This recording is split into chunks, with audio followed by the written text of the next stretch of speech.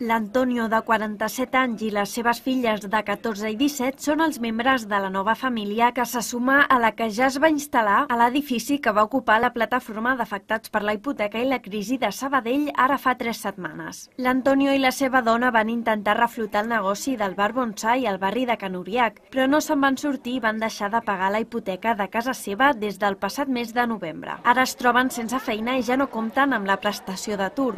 Amb aquestes condicions, el pagament de poc més de 800 euros al mes d'hipoteca se'ls va fer completament inviable. La família de l'Antonio va aconseguir la dació en pagament del seu pis amb el BBVA, però l'entitat bancària s'ha negat a negociar un lloguer social.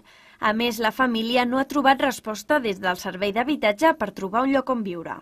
Pues el día 27 tengo que firmar la dación y el 26 tengo que dejar ya la casa. Me vienen a cambiar la cerradura y ya la tengo que dejar y es que no sé ni dónde ir. No sé ni dónde ir. Estuve hablando con la asistenta social y bueno, me lo están mirando, pero como hay tantísima gente que está fuera en la calle y que se va a ver en la calle, pues no hay piso, no hay casas y no me dio ningún tipo de solución. Yo lo que veo que me lo están mirando, pero no veo la salida, no veo la salida. La paz unida jamás será vencida. L'Antonio es va posar en contacte amb la plataforma al gener. La PAC de Sabadell els ha assessorat i donat suport en tot moment. Estoy muy contento porque aparte de que me están ayudando moralmente, yo estoy muy contento y tengo fuerza para seguir luchando. Catalunya Caixa, propietària de l'edifici ocupat, ha demanat el desallotjament cautelar dels habitatges. En els pròxims dies, la jutgessa que porta el cas es pronunciarà al respecte.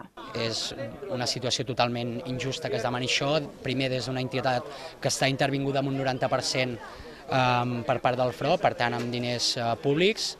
Segon, per la falta d'habitatge que ha quedat palesa i demostrada i explicitada pel propi Ajuntament que no hi ha prou habitatges d'emergència, per tant aquesta és una altra opció.